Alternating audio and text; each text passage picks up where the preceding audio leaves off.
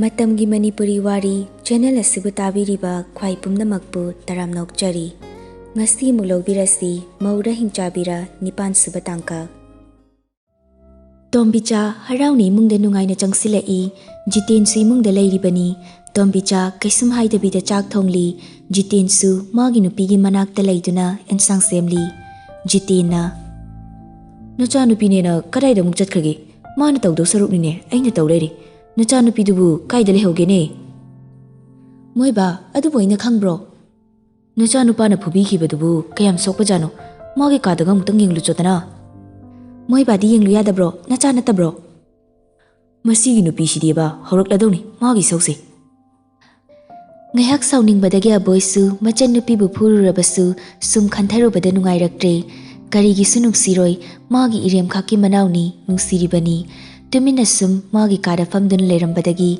aboy Angela bu kaukawduna lakli Bima Bimo Machanupi kada changsilakpada leramdabadagi aboy khonglei thuna tholakduna mapa jitenda su hairaduna makoyani changdana koithi thiba haurai maning maya sumang thelong kachin koya sin thongli Mapa machane thiribado tombicha su khanglibani adubu mangonda hanglakpada thoklagi khandana mana tawdoba tawraga leiri Bungo mamana bihoidaga lakra yenglune Hoiba Masi haiduna aboisu mamana bihoigi mayumda chachatuna thirure adubu phangba kawba leitre aboy mathwai wana mangolda famlaga leiri Mashi yangang kadai chitkhrajanone Jitensu maninglomda hangluraga changlai aboy mapa lakpaduda Ba maningi chanhoidus lehodra Lehodi ni he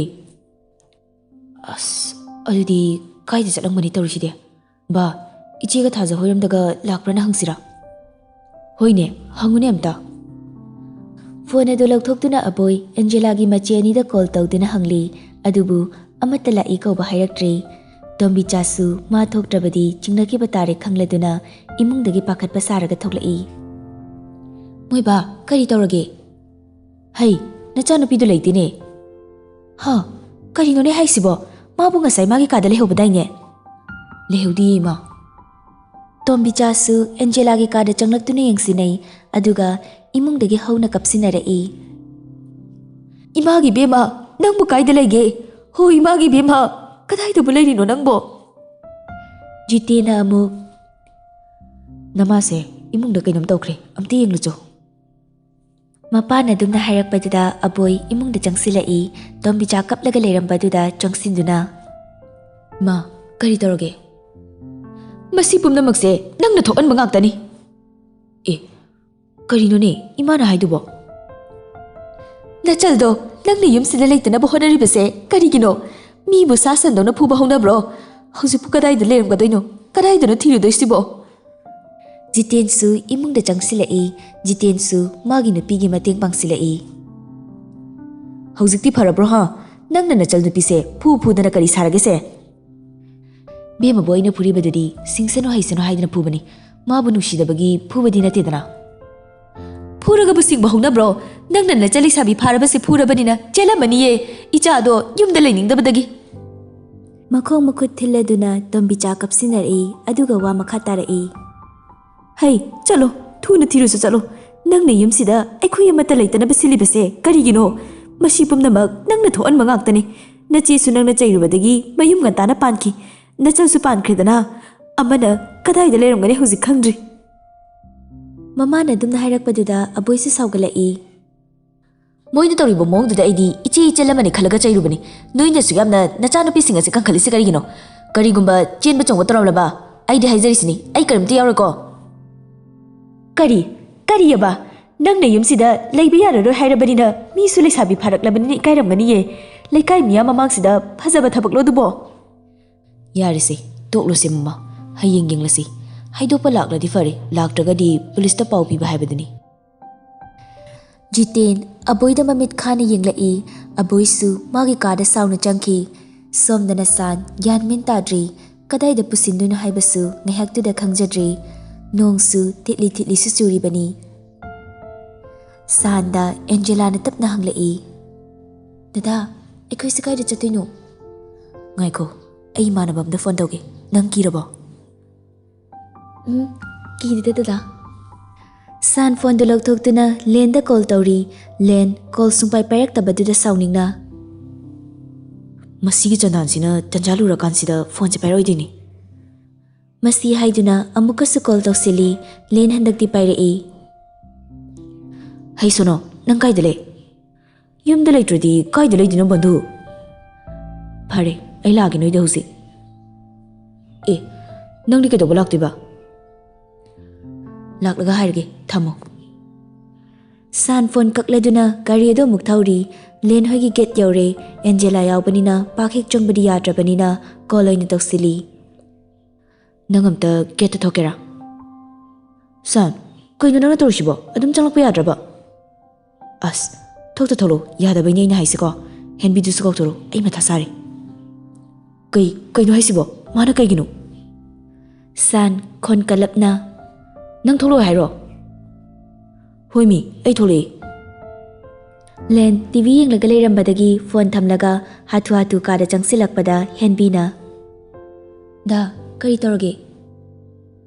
Sando, thongal da thuna tholo hari. Nang siyonam da tholusla. Da, kaigino. Lao, magi sakinom ni lao.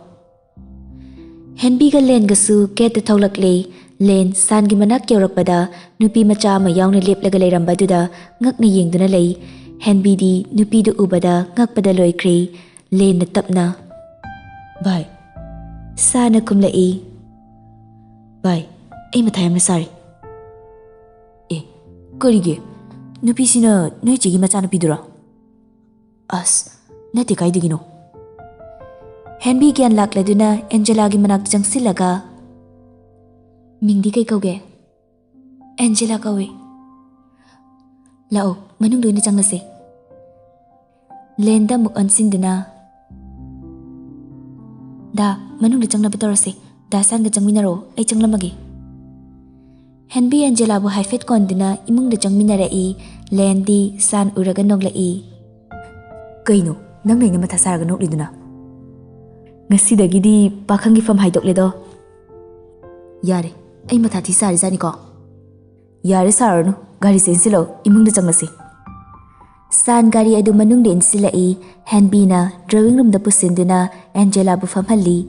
Henbi di Angela uraga nokning basumsum hela San gi mataw aduga Angela gi mataw siga nokning manalurabani. Len ga san ga su imung chang sila Henbi na Len bu makut katlaga kaugto Len na. Karino. Da, nupi sa kay da pusinday no. Lui he adu dia. Da, yare se. Kahangba malayrise ay nangasay mo Len na singambada ngari bani sida moya nila helase ay mapapita kam tataru kigi. Hoy. Henbi na kahangba duda changsinduna pamung panung singado fazana siyamlaba matung amuk drawing room da changsilakduna. Lao Angela, kahadu niya chang nasi. Masti haiduna Angela bu kahadu da pushili Angela sitap na pamung da family Henbi amuksu fi panek putorakduna Angela da hongdok na bapiri. Si hongdoklo ay noy ani gi chak thong na badaru ki da san su kausilage ado noy ani khangna ba kyam kuirage kuidri ado ay kari kauduino khangdre chahi budi ay na halamani ado akhoi daga da san gati na banina adum ming kar su kai sukai di ado ay na di khara hali nangna nungai tragadi ichi dum kau gisko class di kaya tamlage class budi 12 loi dangai ri che Phare didi ay chak thong lugige ngahak patharamuko. Hoi che. Len san uraga pangnok ta nokli Henbi su moina leiriba duda changsilakduna san bilakna rei. Da san kuina pakhang oirakpagi angang anobi ma phangle ko. Horoklaba mo nuina dai naw changdana aingona khaire leiri. Len da muk hairei. Siboi kuina khainingdana khaibra haibani da. Farese. Ay che hoi boboy da pau pikrage taiba nangsu chak thongna batawro aisu ensang sembalak lage itaw sak phajaba natugi manakta leiro ngahak mathanta tafang khangamaroi Henbi na mukhairei dasan chalo angang do mathanta leiba hinaramaroi San su makok nan dana Angela na leiba ka du changsilai Angela famlaga leirambadudha Sanchu changsilaktuna manakta fami aduga Angela dasu haifet yengli. San Angela da mai leisilaktuna tapna tabro. Tayi. Ngasai kapad maina kamningdraba hojikte. Ha, amuka pa hairo. Haidida. Khangdi, aikoi tamose aingonda pangjai dise, imana se, babana se, ai khangma ngamdrabagi dada kauroklisini. Hojikti kaisum warunu, ai leisidi, adu nangbu chak lamabo. Lamdi dada. San Angela da haifet yenglakpada mayambana fubada green karaga leibadu urai. San pakatna Angela gi manakta changsilaga makutta khamnidu yengi. Da, kai torage? Sida khamnise kaigino? Kais tawdeba? Tawdaba yaroi, hairo. Aise, nange topa natrabane hojikti. Dada, ngasai khoi tamona phubaiduni. Masi hairaga Angela kaptharai. Sanse Angela na kablakpaduda tofong khangdana tapna konsinduna themjinbiri. San na konsilakpaduda Angela su konsilai. Sandi Angela na konsilakpaduda masu gyan takhidri. Henbiga lenga chak thongna wari sanari. Da, ichilei mo hidari pau pikrabo? Pikre. Hayeng pau haidopa chanaba thorang loikrabani. Ado chak chanaba torsira. Ai moy ani su kaubirurage. Hai kaurunu nang chop chani amu. Aidi kaidobagi chop tiba. Yam khatli ngai khoi ba kainuni. As dada nang se gyan ta khidri on thokna. Khangi dai so nang aisu smain tarokli natro. Numit ado asumna haukhiduna laikai ya halaman kharaga leimagi mapuroi baga loinana nupi haidokpa chatkre. Tombi chadi nupi haidokpa lakani khanglabanina moisu thorang tawduna leiri. Macha nupi ani disu mamana pau pibadagi ngantana laktuna leiri. Aboidi mama mapana tawribado sauningna. Ma, nupa mayungi mila adi nui tokpa tawkro hayuko. Wahaiduda tombi cha saugalai. Kariba nang hausikido nang na thon mangaktani neseko nang ngarang angangduda phubiramdraba mase thoklamoi khangaba. Jitena mo yare nang ka dayam thuna changlo nasaktu yengdi haisini. Magin haibada ai karimte yaro haisini ko. Nang yawdrasu yaine. Gate lomdagi phaizom setpa ahal kara thonga lomda mari changsilai sumangda lepladuna. Yumsibu kana leige. Thazana mi lakpagi makhol tarakpaduda mapanda thoglai. Sibu ibungo jiten hoigi yum oibirabro. Mani lengkhatpiro phida somda leizare ai baba kauzarake. Phani bema. Thajasu imungda thuna changki. Thazana pau haibadagi jiten su imungdagi thoglai. Jiten thoglakpaduda leimagi mapuroibaduna jiten da bhakti katli. Jiten yare. Hana saktakchagi songi bungo sina nupa machadugi mabaini. Sumdawbani aigi se nupaduna mahamagi chanupido puraga lakli ngarangsi. Aikhoisu pau tabaga haidopa lakjaribani. Yam nungaizare. Aikhoigi mong nupi oigadoribasigi machin manausibu marini mani tumtombini. Mathakta mabung amani machi ani amaga. Mabung di mayum pandri machi ani di mayum pale. Aikhoigisu machin manau marini machi ani amaga maupa amaga. Ado luhongbasidi karamna tawsige. Makhoina wari sanaringai tanjaduda aboisu fingna tholaktuna sauna hairei. Mayam sibu kana yam thuna hanbiro natragadi afaba kaisu oiraroi. Nupa mayumgi misingdi ngakna tingak yenglaga leiri. Jiten su phamlambadagi hawgalaktuna. Bungo nangna tawrisi karino manungda chango. Ngarang aina kitang chairubagi mana tawrisi chumbro. Aigi chalaiti wa khara hairubagi asumna tawba hongnabro. Luhonglabasu sida hongba yaroi. Kari nangna thoaliba natro masi pumnamakse nangna sinbani. Chalo imungda chango nasaktu yengde. Somda lakliba singa dusu tumina wari sanari moi imungi tawnariba mataw aduda. Karino Moin तौरिसिबो अखोई लेरिसे अमत उदबा मखै मखोई मसेन खनरगा लेरिसिबो तोम्बिचा से थोलक्तुना करी नचलसे नंगना युमसिदा लेहनिंगदबदगी थोप नत्रो यिंगनिंगदे चंगो चलो नंग याउद्रगसु अखोइना दुमने इचानुपिसे होंगजगनी युमसिदा लुहोंबो सुंया यारोय अइदि हाइसिनिको अखोइबु हलौबना फरद्र तौरिसिबो अखोइ ओइनि कारी मोइगी मतौसिदी नुपा मयुमगी मीसिंगदा अमुक अनसिलक्लगा बोइना मयाम कैदौबिरिगे लेंबिरो अदुगा लुहोंबसिदी सीदा होंबा यारोय बुंगो करी वानोने अमता तप्थबिखो करीगी तप्थबनो लुहोंबा तारबसु ngasi heng लुहोंगदबनी लुहोंबदा चंगबा पैसा नकोइना लोइना पुथोकदबनी नोइना खुदिमक शिनगदबनी सानगी मबाइसु अबोगी वहाय अदुदा फमलंबदगी होगलाई अदुगा खरा पोंगना होइनी लुहोंबसे हेंग होंगलसे हारबसु होंगलसे अखोइ नोइना हेब खुदिमक लुपा अमत वातना पिजगनी पैसा ओइना पामले अदुम पिनी पोट ओइना पुरो हारबसु अदुम हाइबिरो काइदि नुपा मयुमगी मीसिंगना होगलकपा दुदा तोम्बिचा अमदि दोलीना अबोइबु इमुंगदा पुसिनख्रे मयाम अमता साउबिगिनो अमता तप्थबियो तोम्बिचा थुना थोलक्तुना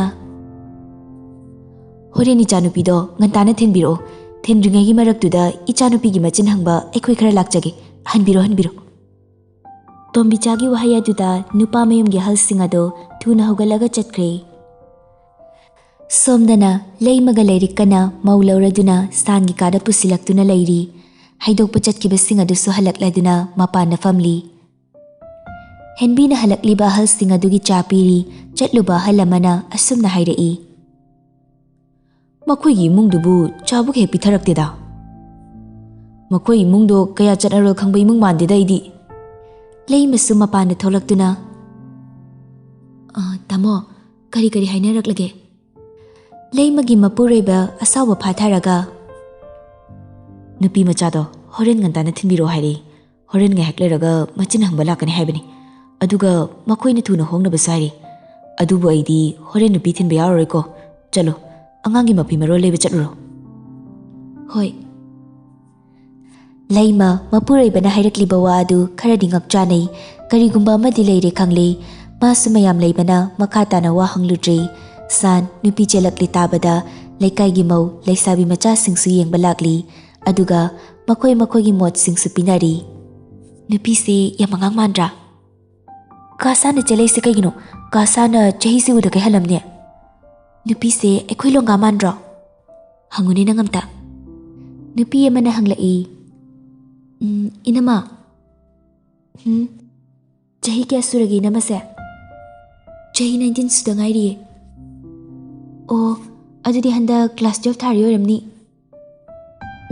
माने लेरिक सुकाद चंगसिलक लगा लेसाबिसा नोय होरेन थिन में चटपलो याउदिनिको होय चे याउदिनी नुंगथेलगी मतमनी दोली थाजा तोम्बिचा मखोय सानोय दलाकली मखोय ने हेक चंगलकपदा लेरमलिबे युमलै कैरे एदु उबदा ngakna yengnaraga leiri मा युमसे यामना फजैये अस आइदि ngawre haiba yumsida adubudi aina sinbanidana yumdo yamna chawna sadi piktakna saraga yamna luna na leiri hek yengbada yamna mawong tai yum adugi sangliba color machu aduna suhena yum adugi phajaba leiting oheli tombicha hoisu imungda changsinduna sofa ka da famni ka aduda leiramniba pochai mayam singado mama machana amukta ukhidriba pochai ngakta oiramba duda makhoi ahum maya karaga mangak leiduna yenglaga leiri yum manung adusu